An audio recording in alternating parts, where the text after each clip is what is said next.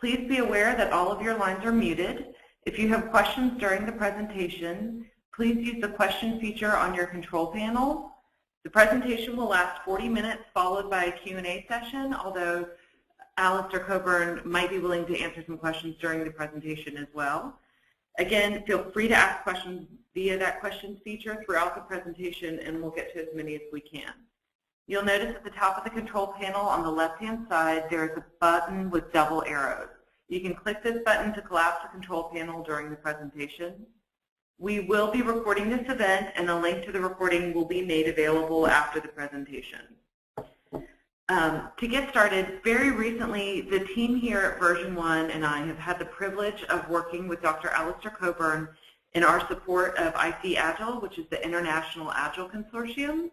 For those of you who don't know who Dr. Alistair Coburn is, he is a co-author of the Agile Manifesto and the Project Management Declaration of InterDependence, and was voted one of the all-time top 150 iTechnology heroes in 2007 for his pioneering work in understanding use cases and for co-creating the Agile software development movement, among many, many other things. We're really lucky to have him here today to kick off Agile Lab's series on moving Agile into the mainstream. And now, Dr. Alistair Coburn.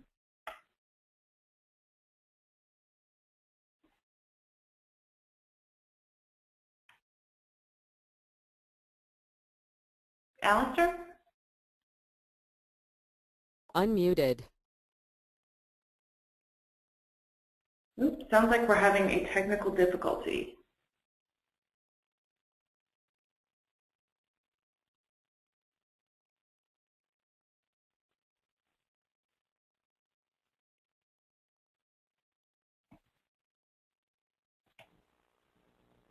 Excellent. I am, and I'm now unmuted, so it's going to be, you can't mute me again. Yes, you can. You can mute me anytime that you want to. That's how much power you have. Okay, hello everybody. Thank you for coming to the webinar. I chose as a topic today the role of the project manager, or the role of the manager more generally, in modern Agile projects. There's been so much fuss in the Agile world. The olden days, we literally would hear people say things like, you know, throw all the project managers out the window and start over. And in the early days of Scrum, it was very much get rid of the project managers and turn everybody, you know, and get Scrum Masters who have no power.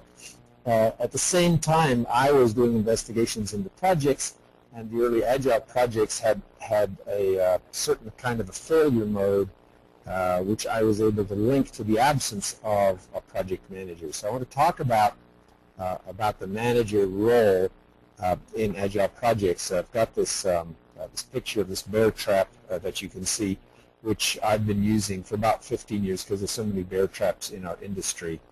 This just happens to be one of them. I'm going to try to use this technology now and do the builds, so hopefully you should be on slide 2 at this point. And the build that I'm going to do here is just to talk about what happens on projects in regular project life. So there you are at the start of the project, and you have some goal in life. So you're trying to get from the start, you're trying to get to the goal. Now many projects, in fact, don't actually have a goal, so they just start and they wander off and they get lost and they go off the screen.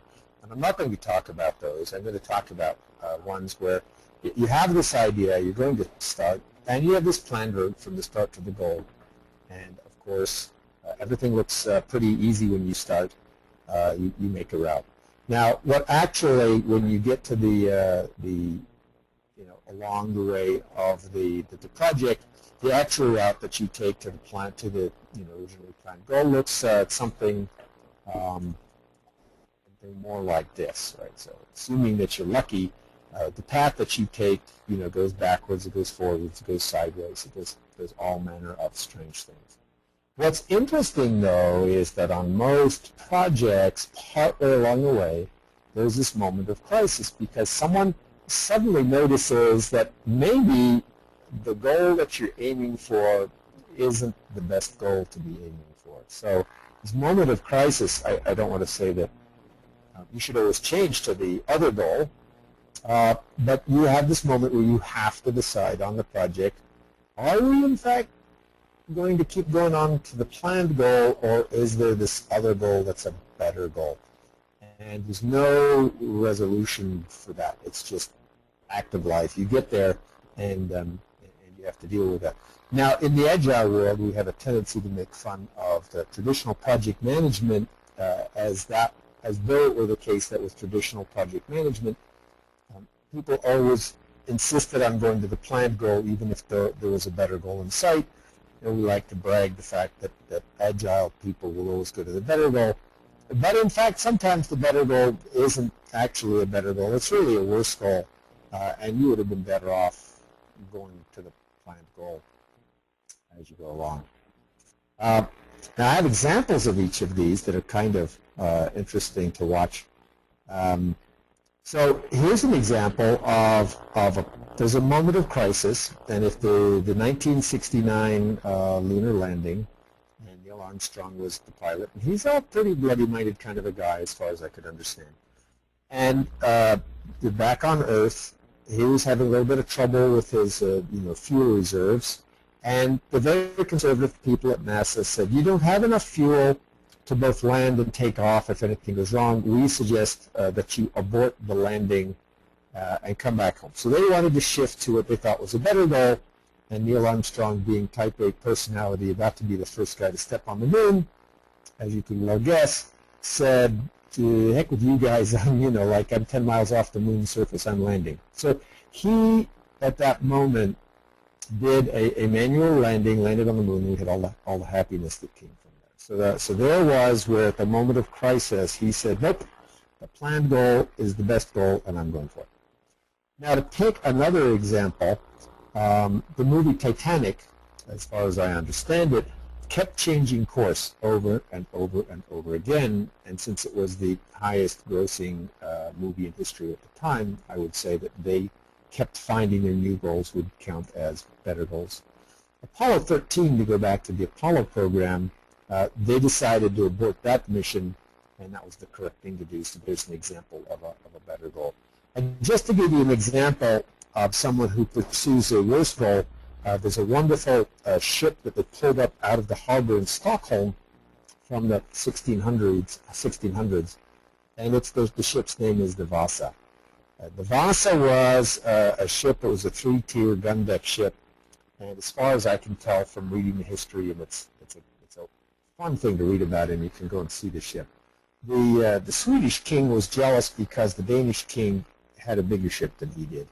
And in order to outdo the Danish king, he made the ship longer and then added another gun deck on that. And the architects of the ships in those days, they could extrapolate a little bit beyond what they knew, but they didn't have the ability to do a lot of calculations.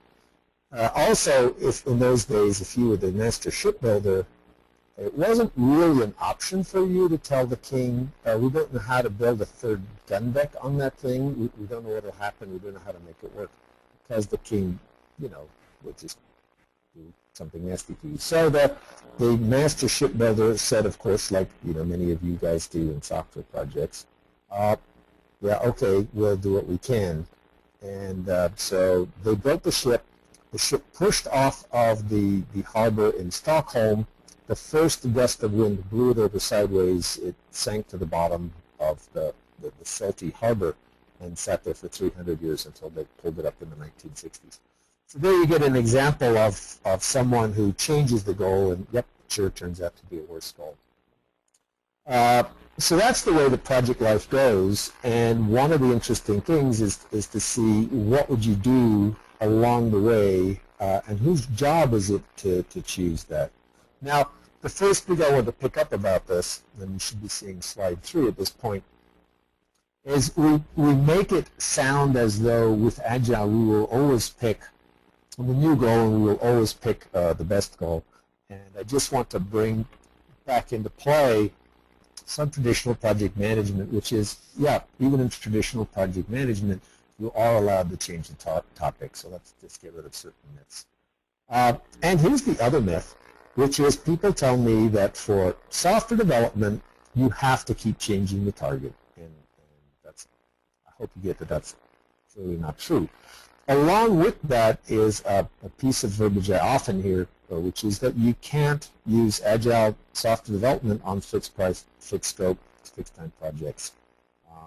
And I can tell you, since that's the kind of project that I was on in the mid-90s when I was working with IBM, it works just fine. In fact, it's a lot easier because if you've got a fixed price, fixed scope, fixed time, fixed requirement project, life is very easy. You do all Agile stuff except you just don't change the requirements. You go to your sprint planning meeting or your iteration planning meeting, you put all the cards on the table, and you say, let's check the requirements, and you say, yep, same as last time, let's just keep going, and your meeting shrinks down to 0 minutes long. So you can do all the same kinds of work and just not change the requirements.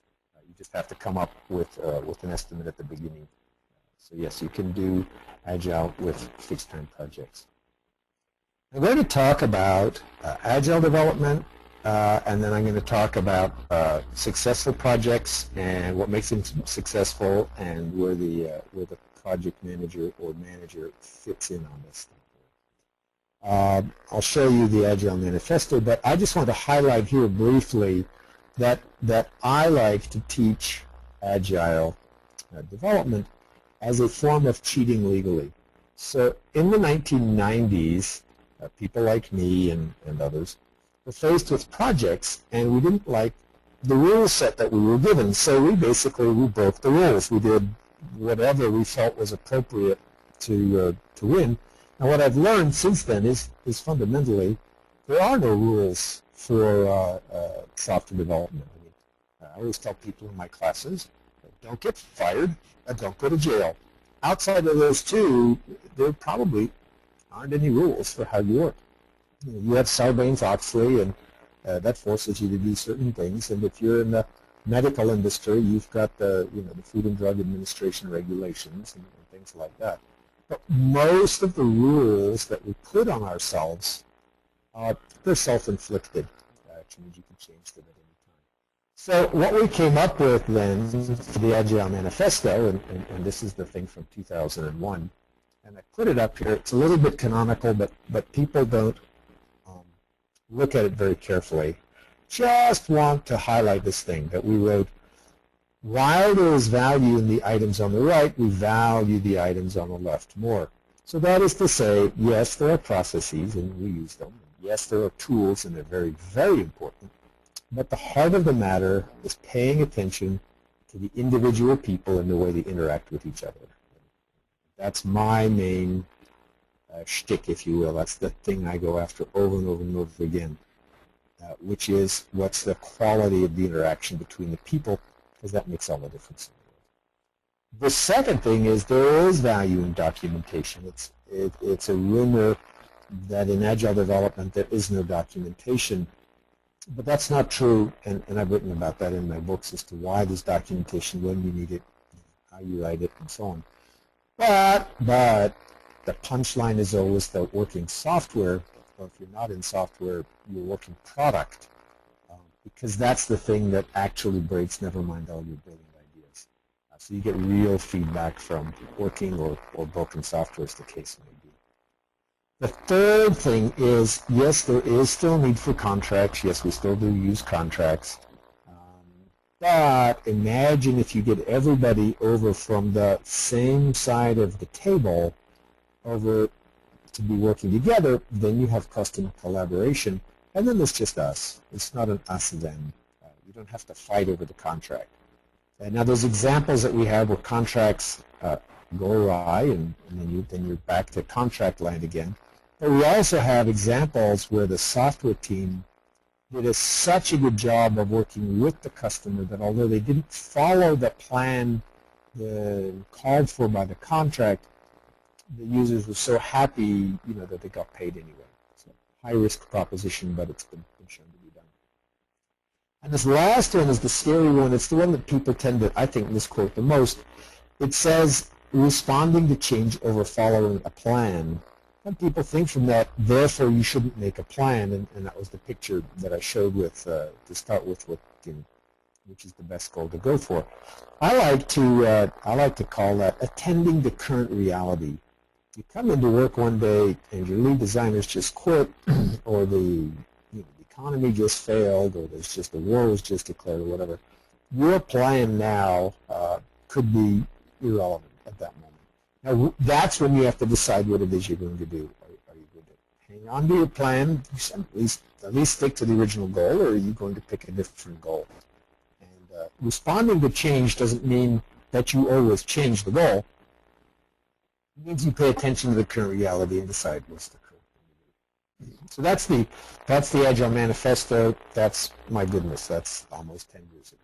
That's old stuff. Still works. We were very lucky with the wording on that. Still works. Now, what I've got coming up here is the way that Agile tends to look to other people, which is historically we don't like too much ceremony. You have to have certain kinds of meetings, certain kinds of checkpoints, but people get too fussy about those a lot. So lightweight, low ceremony, and people communication intensive all the way. I like this quote from Luke Holman. He said, when you want your boat to go faster, it's easier to cut anchors than it is to add horsepower. And that's what you tend to find as a dominant strategy inside Agile development. So when we say Agile, remember, we only have those value statements from the Agile Manifesto. That's really all we have to work from. But if we look at Agile teams, typically you'll see they're delivering working product very often. That would be a key thing to observe. Very often, and most of the time, we try to co-locate the team members. These days particularly, you can't do that all the time, well-known fact. However, to the extent you can co-locate them, you will go faster. So we see a lot of discussion about co-located team members. The thing that I think is funny is that there's little bits of paper all over the wall. That's typically, the first indication that you're visiting an Agile project. Whereas there's all these little bits of paper in the wall. Some of them are torn, some are cards, some are stickies, some are falling on the floor. Some you can read, some you can't read. But the schedule is all up on the wall. And the reason is so that everybody can see them. Everybody can tell what's going on. And finally, what we tend to find is we're going to try to, if we can't dump, at least lighten that heavy requirements document, lighten the heavy project plan, and shorten the long status meetings. Those are typically kinds of things we see inside of a project. Now, the other thing that's interesting is in Agile, and this comes very strongly from the Scrum community, where they talk a lot about self-organization or self-management, as I like to use it, is that we've redistributed control, and that hurts almost any company. So the thing that's odd is sometimes people feel like we've taken all the power away from the managers and given it to the programmers. Sometimes programmers are unhappy because they feel like they're being micromanaged. And what you're really seeing is a redistribution. It's not that it's all gone in one direction or the other. So there's that classical phrase, we don't need no stinking project managers telling us what to do. But if we say what we typically observe is that the development team is, for the first time, holding the executive team accountable for knowing in which direction to go. There are very many companies in the world where the programmers basically lead the execs by the nose and say, this is what I've got, ship it, and the execs have got nothing else to do except ship whatever they've got. And so that's not very nice. The weird thing is, so often the dev team goes to the execs and says, all right, we're all set.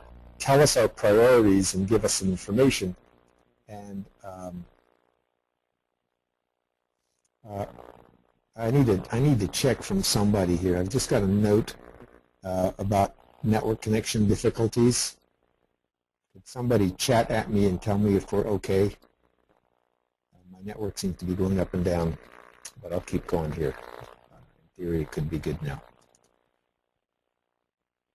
just my lovely laptop deciding to pop things up on my screen while I'm talking. So apologies about that. All right, I'll keep going. So on the one side, we've got the developers actually, holding the execs to accountability on knowing where we're supposed to go, which quite often the execs aren't used to, and they get upset. On the other side, we get the programmers who have to show up at their daily stand-up meeting and tell all the other programmers, and often managers also, what they've been working on. And they don't like that, frankly. They go, gee, that's not why I joined. I've always had a private office. I could always work on anything I wanted in the way I wanted. I don't like this Agile. It's micromanagement. So here's the thing. Here's my Zen koan for the Agile community, if you will. Self-organization fundamentally is synonymous with mutiny. So the managers tell the workers, we like Agile, please mutiny. And the workers tell the manager, no. So that's my Agile cone. It's not a mic cone, it's an Agile cone. So you guys can put that on the whiteboards and then decide what it means. I think that's kind of fun one to play with. All right, that was 2001. What happened by 2003, people got around to asking, that's very programmer-centric and it's very software-centric. Is there a version of that makes sense for not just programmers but product managers, and not just software but for other kinds of products? How would we borrow from this Agile Manifesto thing into a larger space? So we wrote, Jim Highsmith and I were there from the original Agile Manifesto writing, plus some other people, specialists in product development. And we wrote what we call the Declaration of InterDependence. And there's a website there you can go to, the pmdoi.org. Down at the bottom of the slide, you see on my website this long mouthful, the Declaration of InterDependence thing, or if you just want to ac.cobra.us 2091 will get you there. We wrote down 6 things, and it's mouthier than the Agile Manifesto, so it's harder to remember. But it updates it with certain kinds of things. And the first you get is, instead of working software, we're talking about a continuous flow of value. So in traditional project management, people would track effort expended. We were saying, no, it's the way value accrues in the product you're developing. It's not effort-based, it's value-based. By the way, we like the stuff coming from Toyota, the lean development stuff, and you want to chop it into little pieces and ideally see a continuous flow of value accruing over time. It's kind of like taking the Agile time boxes and shrinking it down, but being very careful to focus on small incremental bits of value coming together. So that picks up the working software and the short iterations. There you see the same thing, very much like the Agile Manifesto, frequent interactions with the customer, shared ownership. What we did was to not just say adapt and iterate, but also anticipate. Yes, you are allowed to think about the future. You are supposed to anticipate, and then you will, of course, need to adapt and iterate as you go along. Here we get the individuals and interaction, showing that individuals are the ultimate source of value, but the one that follows it is more interesting in the sense, which is that if you look at the best teams, they work in an environment where they feel that they can make a difference. And that really energizes the team more than anything else. Next one, group accountability for results. That's kind of like the cross-functional team self-management from Scrum. Group accountability for results is key. So that way we avoid finger pointing. And shared responsibility for teamwork means that you don't just have one person say, hey manager, fix this for me because, Bob's not treating you well this week. So everybody owns the responsibility for seeing that the teamwork works. And the final one, I happen to live in, is situationally specific strategies, practices, and processes. I've been going on for about 15 years about each project is different. Each project needs its own actually finely tuned methodology. And the strategies that we learn, and I'll talk about this more toward the end of this talk, the strategies that we apply on projects vary. So if you think that you've got your pet strategy for succeeding with projects, that's only going to work a limited amount of time. And so we collect buckets and buckets of strategies. I'll show you some of the ones that I've collected as we get toward the end. All right, now starting to put this back together, I went through my files and asked, what are these things that I find that are critical to success of projects? Which ones would if I had to pick out 5 or 10, what would I get? And these are the ones I get. The first thing is that we need nourishment from the executive sponsors. We need not just money. We need decisions. We need to know what's more important than what.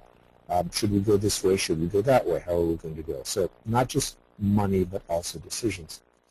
Coming from the other end, we need all the stuff that has to do with people. These are the people in the project. This is where talent comes into play. This is where skills development comes into play. This is where motivation comes into play.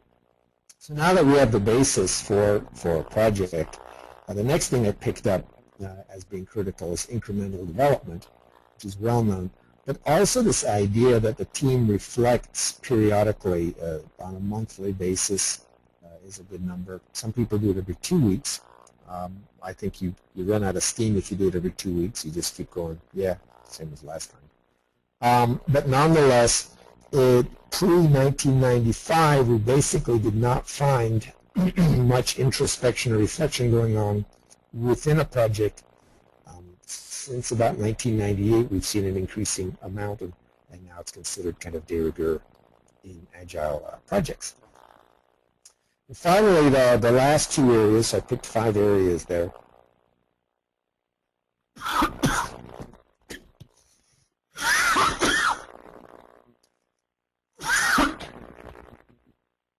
Sorry, I'll just choke to death here in the middle of this webinar. The last 2 that I picked up are aspects of community, which is the communication between the people and the amicability or the willingness to listen to each other inside the community.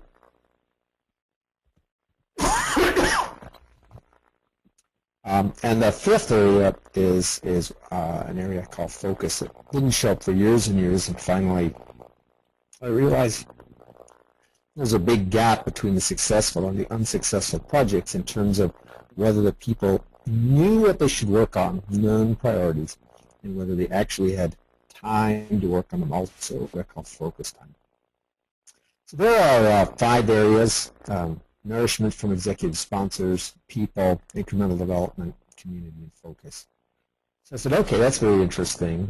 Now, before I show you how those map to a project manager, I just want to pick up 2 things. The amicability index is a way of kind of telling how easily information passes from one part of the organization to another. Now, when I talk about goal alignment, what you see is on a normal team, the people are all pulling in different directions. You've got one person kind of going backwards, and the other people more or less going the same direction.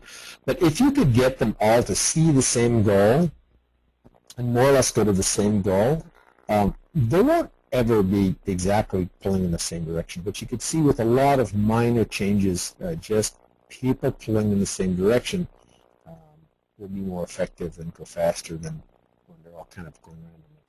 So this problem, this topic we have to address, which is how do we see that all of the people are working in the same direction? That's part of the focus aspect of the previous chart. Okay, so what I did was I said, okay, so how does this map to a manager or project manager, line manager, department manager, that kind of a person? So I started with those 5 areas, and those roughly speaking 10 things that were inside of there, and I drew this picture and I said, okay, so we've got the developers, and it's It's a little bit like a cell with a cell membrane, if you will, and all the developers. And in there I put the user interface designers, database designers, programmers, testers, all that kind of stuff. We've got this development team, and on the outside we've got the sponsors, and I'll put the project manager at the boundary of this cell. And what happens is interruptions keep coming in. But when I interview programmers, by and large, all they can say about a good project manager is the project manager keeps the interruptions away. I've been hearing that since I was, sort of a baby developer, my first job. So that is indeed one of the roles of this project manager person, is to catch the interruptions and create some quiet space for the development team. But another key thing that this person tends to do, this project manager person, is to provide visibility to the sponsors. And that constitutes, in a certain sense, advertising the project. Just here's where we are, here's the progress we made, here's where we're stuck, here's where we need help. And that gets connected back to that critical issue that I was talking about, which is keeping the money flowing into the project and having decisions show up. So there's this linkage between visibility to the sponsors and decisions back down. When I look at some of the early failures in the Agile projects, I could trace it back to the absence of a project manager, meant absence of visibility to the sponsors, meant a short while later a shortage of dollars and decisions coming in. So that was kind of like my first little epiphany about the role of project managers. And then finally, when you take a look at all the rest of those things on my successful factors chart, say where do those reside? Sure enough, you find they land right where, classically the project manager would sit.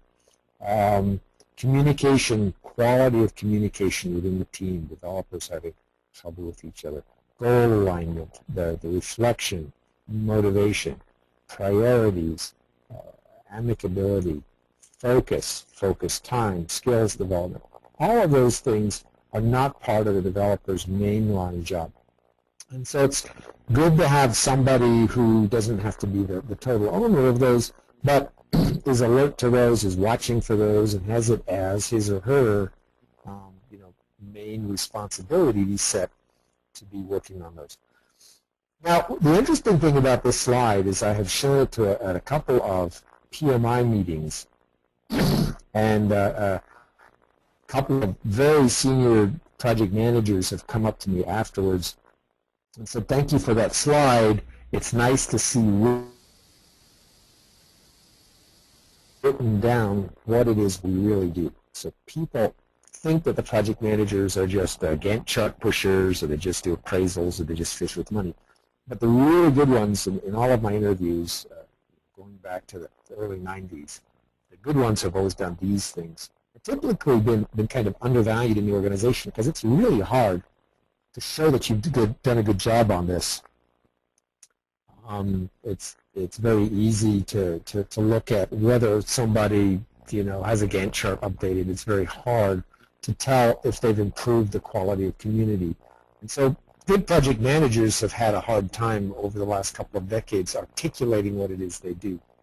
So this is a nice chart for them. Continuing on then, I just want to pick one more myth, which is that project managers are paper pushers.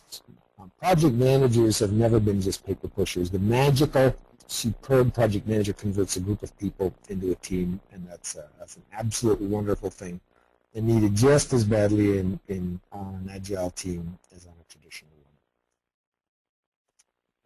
one. Now, there's one more thing that I mentioned strategies, so I'm going to get into the strategy section here just for a little bit. One of the things that I started to do years and years ago was to collect strategies that we used on our projects. I was on a project that should have died. We tried to self-destruct, I'd say on a weekly or monthly basis. And we got all done and we succeeded. I went back and kind of wrote down my notes, and I wrote them in a patterns format, just to see if, to sharpen the thinking. And I found that I was collecting a number of what I would come to call project management strategies. Since that time, I've collected 3 or 4 dozen of these things. That book I didn't write. Back in 2003, I was supposed to write this book, but I organized the first Agile Development Conference instead. Excuse me, I'm just going to cough for a moment here.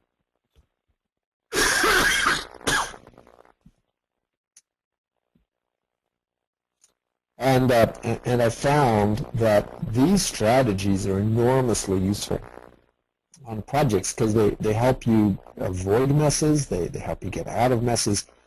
So I keep collecting them, and I've got a number of them written up on my site in various places. But I just want to walk you through 2 of them, so I think we have time for. And I picked out 2 here, Early Victory and Walking Skeleton, just to show you how they look. I like to write them as if they were sort of pharmaceutical recommendations, prescriptions, if you will. And there's a reason for writing it this way, and that's because it forces what I'll call truth in advertising. And here's how we see this. So there's I give it a name, Early Victory. It's a noun name. It's a property we're hoping to establish. And here's the action. And the long form takes about 2 pages to do this. I boiled this down to fit on the PowerPoint. The action is that we want to see that the team delivers something as early as possible, just as early as possible. All of the sociology of teams indicates that having a shared victory bonds the team together. It increases their morale. It increases the morale of the sponsors. It actually makes them a more capable team. So we're looking for, and we find that good project managers always have done this, looking for ways to create a victory for the team. In the case of Agile development, we're trying to deliver something. We're trying to have working software or integrated product within what you've got. So here's the action. The benefits, the team learns about each other. They learn about the process. The sponsor sees the team working together. They get feedback. Lots of good things. Now, the reason I write these in a kind of a medical, pharmaceutical style is because every strategy has got side effects. Just like just like a pill or an ointment, they put side effects. Causes flushed face or whatever it could be. So it is the case that every strategy has got an unexpected or maybe not so beneficial side effect, and we have to manage for that. We have to deal with the side effects. So most people who write strategies, I don't think they're doing good truth in advertising. So I like to be big on truth in advertising. So here's the side effect. Early victory, you do deliver something early. Now the problem you've got to deal with is your sponsors may think, oh, you're halfway done, and delivery is just around the corner. So you have to manage expectations around the rate of delivery. Also with medical, ointments, pills, whatever medical prescriptions, there's an overdose effect. So what happens if you do too much? Too much of a good thing is not a good thing. So what I picked in here is to write down an overdose effect. What would it mean to do too much of this? And the answer is if your first thing you do is too simple, too simplistic, then the team will know. They'll know it was a fake. They won't have real confidence. Maybe it was too small and you didn't exercise enough of the process. So there's this notion of an overdose to all of these kinds of things. Now I wanted to link this next to another example, to another one of these strategies or patterns, and I picked the one I call Walking Skeleton because it's an example of early victory. It's a very nice strategy that you can use on your projects. It's kind of a dominant strategy, if you will. And here's the action, call it a walking skeleton. The action is connect your architecture together with a very simple function. In the case of a sort of screen-to-database application, this is read one number, write one number from the database. I first learned that there was some sort of a ring architecture, and the first thing they did was to get the ring working. On a website content management system, you would have a number in the database and you'd be able to get access to it and render it on a browser, etc. So the walking skeleton is to connect the architecture with a very simple function as you're first running code. What you'll do after that is to grow the infrastructure over time in parallel while people are putting functionality on top of it. You could imagine there's going to be some downside to this, some cost to it, so we should expect some side effects, and I've got those listed there. The benefits, first of all, we get an early victory. Secondly, we've got an architecture. Thirdly, we have the possibility of parallel development between the infrastructure and the functionality. Now, the side effect that we have to watch out for is that the infrastructure is going to be changing out from underneath the people who are putting functionality on top of it. So there's a cost to this. Now, although it's a great strategy and I use it, pretty much on every project I touch, you do have to be aware of the side effect. You do have to manage the rework. Now the overdose here is just, if you do this wrong, you'll have too much rework and you could delay the project. So there's potential for an overdose. And then I have lots of examples of these by now. It used to be an unusual strategy. By now it's kind of a pretty normal starter kit strategy. All right, I just want to, in winding this up here, hook into the PMBOK. So people think that Agile's got nothing to do with the PMBOK. When I was going to talk to one of the chapters of the PMI, I had to go open up the PMBOK for the first time with, as you could imagine, great trepidation. And I saw these words: initiating, planning, executing, steering, and closing. The only difference I put in there for Agile is we do more planning during the executing and steering. But when I looked through my kit, I found that actually we Agile people, or at least I through Crystal, do some initiating things. We do a project chartering, we get a mission statement, we get a project priorities chart, all of those kinds of things. We do a lot of planning. There's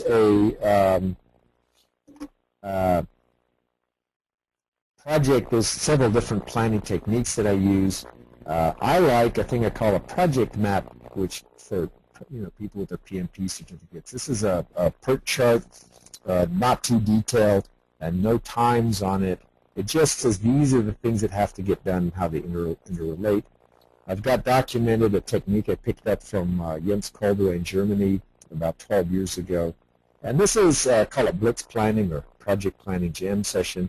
You take your project map, you put it all on index cards, you look for dependencies, you put timelines on there, and so on.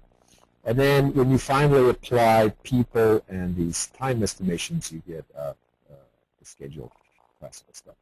And then in the executing and steering, we've got all these strategies that I just showed you about getting out of trouble.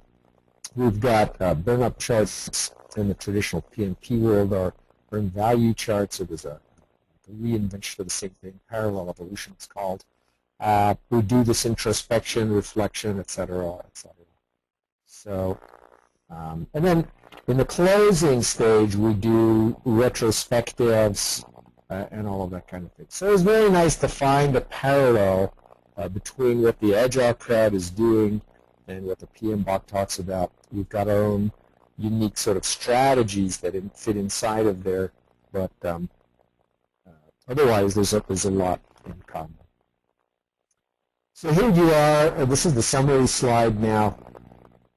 The role of the project manager on modern projects. I don't care how rapidly agile the project is. The role of this person is to pull and support, find strategies, bring the team together, do those things on the left: communication, amicability, priorities, and so on, stop interruptions, keep the decisions and dollars flowing, and sort of typically be the keeper of the strategy search. Anybody can come up with a strategy, but it tends to fall into this person's job to be the expert on these strategies.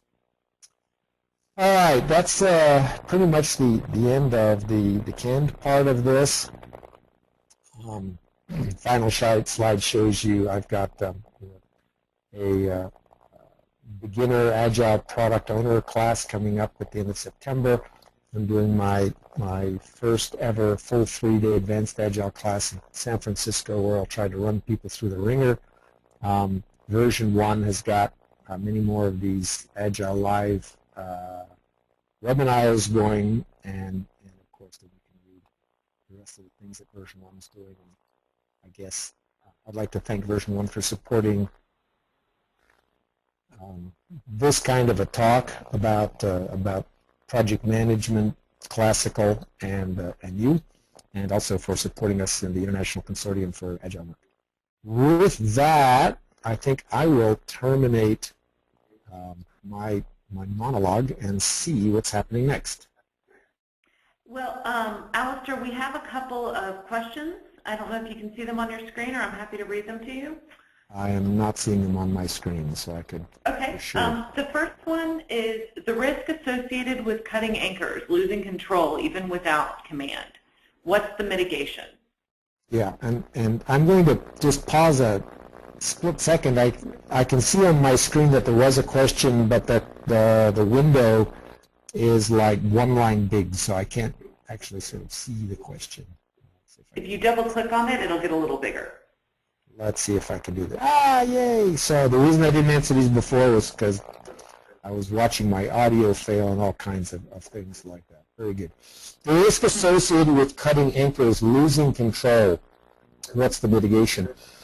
So there's a thing, and I don't, and this is from Love, and I don't think that everybody falls into this category, but a lot of people look for a way to make software development risk-free. And I guess the point I want to make through all of this is software development in a competitive environment is an absolutely high-risk endeavor. It really is. So what we're doing is trying to get smart people to suss out all the bad things that they can spot that are going to happen, and the ones that they don't spot they have to react to really fast. So there's no, when you say, what's the mitigation for the risk associated with cutting anchors? Well, it's you'll get hurt if you do, and you'll get hurt if you don't. So I'm afraid the mitigation is called get smart people and let them look around. One of the things that makes me different than a lot of the other Agilistas out there is because I've never cut all the anchors. I run as loose as I can, as fast as I can, but I also run quite paranoid, and I'm always looking around for the brick about to fall on our head from above the whole time. And so I guess that's the answer. The mitigation is, if we use Scrum language, there are two mitigations. There's the daily stand-up meeting, and that's where you put everybody together in the room for no more than 10 minutes. The sole purpose of the meeting is to say what's going on the project, what brick is about to land on our head, what's not working, what's going to kill us. Did anybody hear anything that's going to slow us down or blindside us? And then at the end of the sprint, whether that's 2 weeks, 3 weeks, or a month, get together again with the sponsors and say, here's what we've done, what have you heard, what do we do differently, and so on. So the risk mitigation is that we've cut the bureaucratic things that, we Agile guys, think of, we like to call anchors. We replace it with a lot of people checking in with each other and saying, what have you heard, what have you heard, what do you see, what do you see?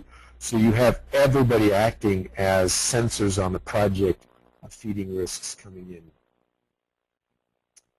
All right, let's see one from Kathy Carlton. Let's see. I'm just going to jump forward down the question list now that I can see them.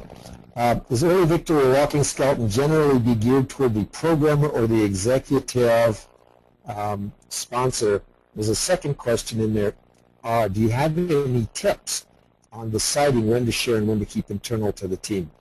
Let's see. Those are two separate questions. Let's see which one I can pick up here. Let me see, they're related because you've got stages of visibility and you've got, layers of teams, kind of like onions have got layers. And I do this at all layers but at different granularity. So if we're working with a team, any team, we're looking for the smallest early victory we could possibly get. And that can meet the level of a one-day meeting. Seriously, I've seen that down to good benefit. Now that has got no visibility outside the team. So early victory applies to every team, every size, and is an internal event quite likely. Then we look for the first early victory that can be bragged about outside that group of people, because that then brings in the sponsor support at all the different layers of sponsorship. So we like to have to say what is the smallest real delivery we can do so that we can get reward, if you will, from the external users. What's the one smaller than that we can show our execs and show them that we're actually making progress? What's the one smaller than that that we can show inside the team so the team bonds? And that's all I can do on that. The next question is, can we get copies of the presentation? I'll upload it on my site, and I have a suspicion that version 1 will have a copy. Is that correct, MH? Yeah, we'll actually have a webinar that's going out, a copy of this whole webinar, but we can, depending on what Alistair is comfortable doing, we're happy to share the presentation as well. Absolutely. Share the presentation on your site. I'll put it on my site or put a link to mine. I will definitely do that. We have a last note from Michael in South Africa. Love you. I've been down there about 4 times. Very much enjoy South Africa. The webinar is being recorded. It'll be available online, and these slides, which contain only, as you know, it's like doggy bagging a gourmet meal and opening it up 2 days later. That's how much valuable the slides are compared to the rest of the talk. So, greetings to everybody in South Africa down there. I think we're about out of time, MH. I'll turn it over to you now. Yeah, I'm so sorry if anyone had any technical problems, but we really appreciate everyone's interest.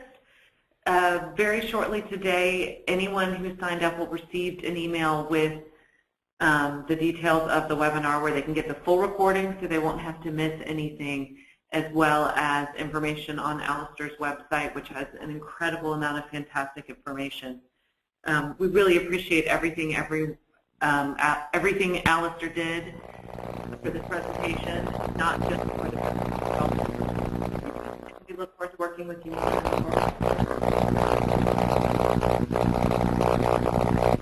Thanks. This will conclude the presentation. All right. Thank you, everybody. Bye-bye.